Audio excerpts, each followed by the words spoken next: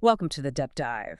We're the place where we crack open a whole stack of sources and really pull out the most important nuggets of knowledge for you. That's the goal.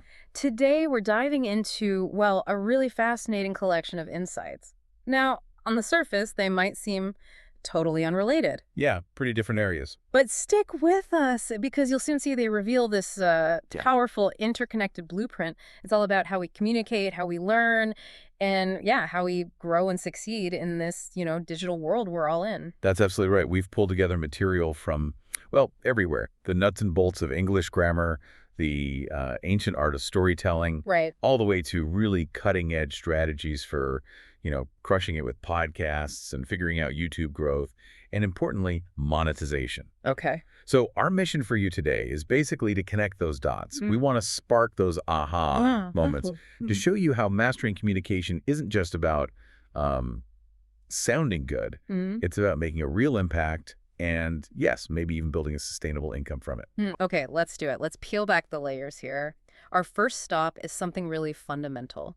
This enduring, almost, I don't know, magical power of storytelling. Not just for fun, but as a surprisingly effective tool for learning, even in areas you wouldn't expect. Yeah, what's truly fascinating here is how storytelling can completely change the game for subjects we usually think of as, well, dull, like grammar. Grammar, yeah. We looked at this study. It was in the Journal of Creative Practices in Language Learning and Teaching, and it explored exactly this with second language English learners. Okay. Think about how grammar is usually taught, right? It's often dry, memorizing rules, doing drills. Yeah, flashbacks. Right. And that can make learners nervous, even kind of fearful. It's totally different from how a native speaker just picks it up. The dreaded grammar lessons. So this study basically said, let's try making it less like pulling teeth and maybe more like story time. Is that the idea? Precisely. That's a great way to put it. They introduced basic grammar rules using a 20-minute invented story. Made up. Totally made up. Yeah. And it came with a video CD, a book, the whole thing. They even had characters like Mr. English and his son Noun representing parts of speech. Okay, kind of quirky. Did it work? The results were pretty compelling. Look, both groups, the traditional one and the story one, they both improved. But the storytelling group, they scored significantly higher. We're talking an average post-test score of 81.4% compared to 72.8%. Yeah, that's quite a jump. It is. And afterwards, a survey found 80% thought the lesson was innovative and fun. 85% said it wasn't stressful or dull. That's huge. And 75% felt they actually understood the principles better, the key things. Well, the story itself was new, original, used prior knowledge, colorful pictures, simple vocabulary, and this kind of family analogy. That was the secret sauce, really. So it's not just about the raw scores, is it? What really gets me about that grammar study is how it shows that emotion, that relatability. They aren't just nice to haves in learning. No, they're crucial. They seem fundamental for actually understanding something and feeling confident about it. You're turning abstract rules into something, well, almost lived. That's the real aha moment for me. Yeah. Connect with feeling, not just facts. Spot on. It absolutely is. And this whole idea of how you present information, the feeling it creates, that sense of immediacy, Yeah. it leads directly into another piece we looked at, Okay. which is all about how authors very carefully use verb tenses in storytelling to get that exact same connection. You mean like beyond just simple past, present, future? English has tons of tenses, right? It does, but It's- Jamie Gold's insights on storytelling verb tenses, they kind of cut through the noise.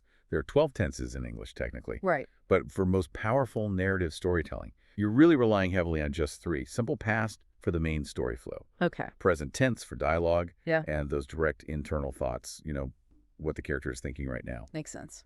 And past perfect for backstory for things that happened before the main narrative started. So it's kind of a subtle language trick, isn't it?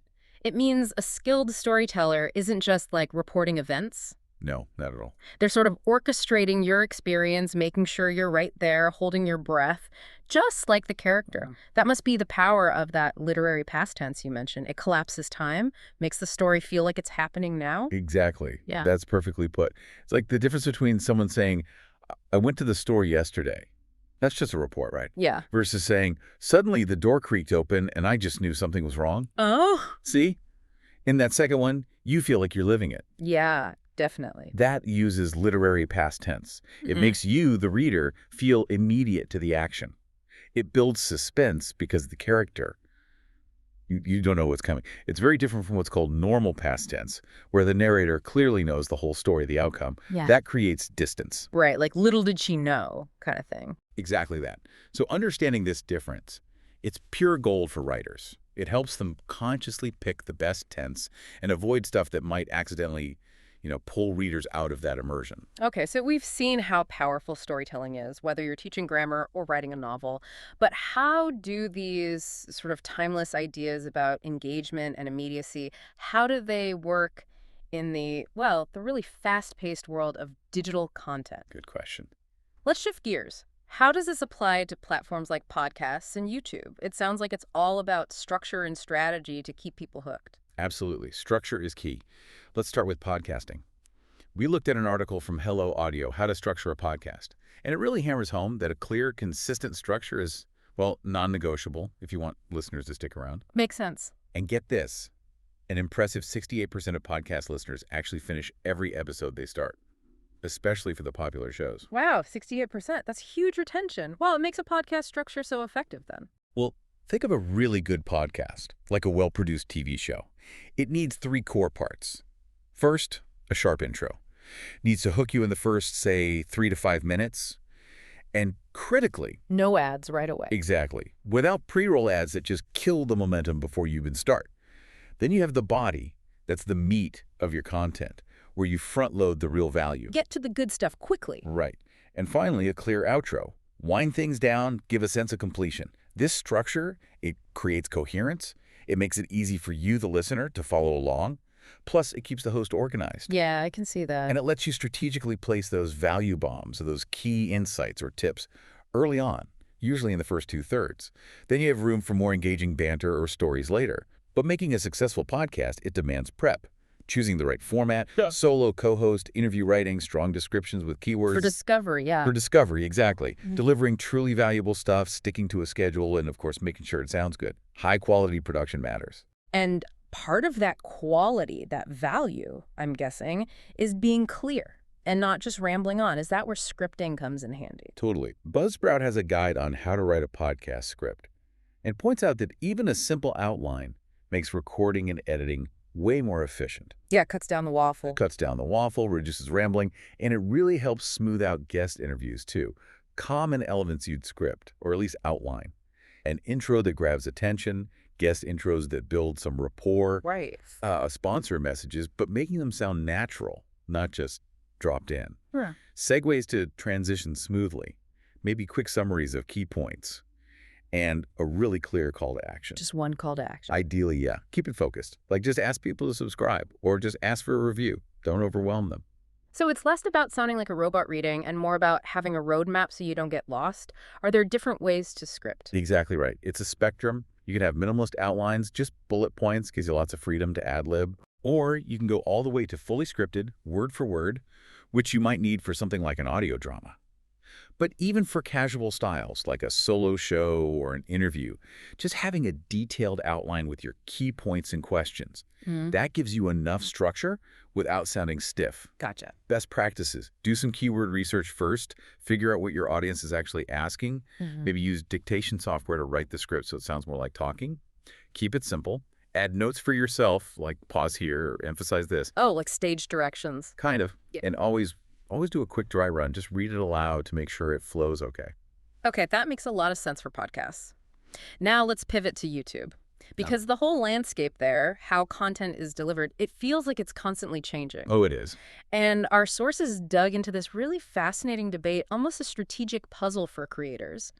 The whole shorts versus long form thing, it feels like everyone's wrestling with this right now. Oh, this is where it gets really interesting.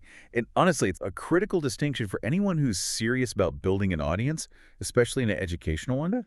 Lots of creators feel this pressure, right? That they have to do both shorts and long form. Yeah, you see it everywhere. But here's the eye-opener. YouTube apparently views them as completely different ecosystems. Really? Different ecosystems? Yeah, requiring different skills, different audience expectations. Yeah. The algorithm judges shorts against other shorts and long form against other long form. So just chopping up your long videos into shorts, often it just leads to kind of mediocre results for both. Wow. Okay, that insight alone is huge. So they're not just different lengths, they're like fundamentally different strategies. Yeah. What's the appeal of shorts then if they're so separate? Well, shorts definitely have their appeal, no doubt. They're quick to make, right? You can often film one on your phone in like an hour. They have potentially high viral reach. They're great for beginners just starting out. And they get really high completion rates, like 60–80%, which is much higher than typical long form, maybe 30–50%. Okay. They can work as quick little samples of your content, and you can easily share them on other platforms too. Sounds pretty good for getting quick eyeballs, for discovery maybe. But I'm guessing there's a downside, especially if you're trying to build something deeper, like a knowledge base. You're absolutely right. There's a significant limitations to shorts. First, there's limited depth. You just can't go deep in 60 seconds. Right. The audience is often different too, maybe looking more for quick entertainment than in-depth learning. Yeah. And the big one, monetization. It's significantly lower. How much lower? Get this, a short with 100,000 views might earn you like $5. $5? Yeah. Whereas a long-form video with the same 100,000 views could generate $500, maybe even more. Yeah. Often 50 to 100 times more, especially with multiple ad breaks. Oh. Plus, the shorts algorithm can be volatile. They have a really short lifespan, usually just 48 to 72 hours before views drop off. And your options for calls to action are pretty limited. Oh, for creators, especially educational ones, it's not just about raw view count. It's about getting the right kind of views that can actually build a connection and, yeah, potentially lead to sustainable income. Precisely. That's the key difference. Long-form content, on the other hand, yes, it takes more effort, but it offers much higher monetization potential. It lets you build a deeper connection with your audience. Establish authority. Exactly. Establish authority. Attract higher quality subscribers who are genuinely interested in your topic. And crucially, long-form has evergreen potential. It can keep generating views for months, even years. It becomes an appreciating asset. I like that phrase, an appreciating asset. But long form, it definitely demands more, doesn't it? Time, effort, maybe money. It absolutely does. Higher production time, maybe higher costs if you invest in gear or editing. And the initial growth is usually much slower. It's not instant gratification like a viral short might be. The results compound over time. So for someone listening, maybe starting out or trying to grow their channel, trying to build a knowledge business, what's the takeaway strategy here? It sounds like it boils down to that phrase, the leverage you get from the time you invest. That's the core insight, yeah. And it really shifts your whole approach. Think about it. A typical long-form video might take, say, 12 hours total to create. Maybe 4 for research planning, 2 filming, 6 editing. Okay, a fair chunk of time. Right. Compare that to maybe 2 hours for a short. But here's the kicker. That average long-form video generates significant views for maybe 18 months. Right. It effectively dies after 48–72 hours. Right. The long tail versus the quick spike. Exactly. And that compounding effect of long-form is huge. If you publish one high-quality long-form video per week for a year, after that year, you've got 52 videos out there, still generating views while you sleep. Creators who only do shorts. They're kind of trapped on this content treadmill, always needing the next hit, constantly starting from zero. That's a really stark difference when you put it like that. So the expert recommendation isn't really to chase quick viral hits with shorts, but to build that solid long-term foundation first. Absolutely. The strong advice is focus 100% on consistent, high-quality, long-form content first. That's your foundation. Call it stage 1. Master the main thing. Master the main thing. Once you've got that consistency down, then you can start expanding. Maybe experiment with repurposing bits of your long form into shorts. Use them as a discovery tool at stage 2. Okay. And then eventually stage 3 is optimizing with a more sophisticated multi-platform strategy. But the key is, don't dilute your focus on that core long form content too early. Right. And this lines up with a lot of advice you see floating around, like on communities like Reddit's YouTubers. They constantly stress thumbnails and titles are absolutely paramount for getting those initial clicks. A hook. The hook. Then, quality content. Genuine engagement like replying to comments, treating viewers like actual people, like friends, finding your specific niche, and good audio quality. Those things come up again and again. Consistency matters, sure, but not if it means burning out by sacrificing quality. That leads perfectly into the next crucial point, doesn't it? For anyone sharing knowledge online, how do you actually make this sustainable? How do you turn it into something that supports you? Our sources really dive into monetizing educational YouTube channels beyond just, relying on AdSense. Yeah, and this is a massive opportunity, especially like you said, for educational channels. Why? Hmm? Because your audience is often already used to the idea of paying for education, for learning valuable That's skills. a good point. AdSense alone, that's Google's ad program that pays based on views, it's rarely enough to build a sustainable business. Yeah. The revenue fluctuates wildly. It's tied directly to view count. Yeah, unpredictable. Very. The real potential, the sustainable income, usually lies in offering your own products and services that directly solve your audience's problems or help them gain specific skills. Okay, so it's about going deeper than just the ad revenue from views. What are some of the most effective ways to do that? What strategies work?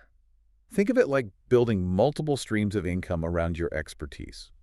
First, and maybe the most scalable, is selling digital products. Like courses. Exactly. Comprehensive online courses are Wow. huge. You can host them on platforms like Kajabi, Thinkific, Teachable. But it could also be downloadable guides, ebooks, workbooks, checklists, even things like presets or templates if you're in a creative niche. Right. Your free YouTube videos then become the top of funnel. They attract people, give them value, and then lead them towards these deeper paid learning resources. Okay, digital products. What else? Second, offering services and coaching. Use your expertise to provide personalized help. That could be one-on-one tutoring, consulting, or, to make it more scalable, group coaching programs. Makes sense. Leverage your time. Exactly. Third, affiliate marketing. This is where you promote products or services you genuinely use and recommend. Maybe software tools you use, physical products relevant to your niche. You put affiliate links in your descriptions, mention them naturally in videos. As long as it's authentic, yeah. Absolutely crucial. Fourth, memberships. Build a dedicated community.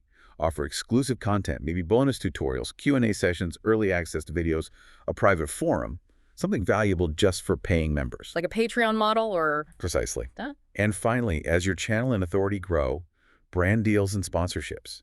Partnering with relevant brands whose products genuinely align with your content and your audience's interests. That makes perfect sense. Yeah. So if I'm a creator listening to this, thinking about these options, how do I actually figure out those deepest pain points I mentioned earlier? How do I really build that value funnel you described step by step? Great question. It really starts with listening intently to your audience. Read the comments on your videos, run polls in the community tab, ask direct questions, pay close attention to which videos perform best, what topics clearly resonate. That's your starting point for identifying those pain points. Okay, so listen first. Listen first. Once you think you've identified those needs, the next step is to create genuinely high-value solutions that directly address them. Don't just slap something together, make it truly helpful. Quality matters. Immensely. Then you need to integrate clear, but not pushy, calls to action within your free YouTube videos. Gently guide interested viewers towards your paid offerings. Explain the value they'll get. And you mentioned email lists. Yes, absolutely crucial. Build an email list. Offer a valuable free resource, a checklist, a short guide, a free workshop in exchange for their email address. Why? Because email gives you a direct communication channel with your most engaged followers, independent of the YouTube algorithm. Smart. Own your audience relationship. Exactly. And keep leveraging tools like YouTube Analytics. Dig into your audience demographics, watch time reports, traffic sources. This data helps you understand what's working and informs what kind of paid products or services you should develop next. And finally, don't be afraid to look around. See how successful creators in other knowledge niches are monetizing. You can get fantastic ideas realizing these strategies work across many different educational fields. Wow, what an incredible deep dive today. Seriously, we've gone from seeing how a simple story can literally unlock learning. Yeah, even for grammar. Right, to understanding how careful structure is essential for reeling in an audience on podcasts or YouTube. And finally, how you can actually turn a passion for teaching into a real, sustainable business online. It really is abundantly clear, isn't it? Whether you're, teaching complex grammar concepts or building a whole online educational business, those fundamental principles just keep showing up. Engaging communication, structured delivery, and just a deep, empathetic understanding of your audience. They're like the constant North Star through all of this. Ultimately, this deep dive, it shows us that knowledge, when it's shared effectively, it's not just absorbed, it leads to genuine connection, it can have real impact, and it can open up entirely new opportunities you might not have even imagined. Absolutely. So the question for you listening is, knowing all this now, What kind of story are you going to tell? Or what knowledge will you monetize to truly make your mark?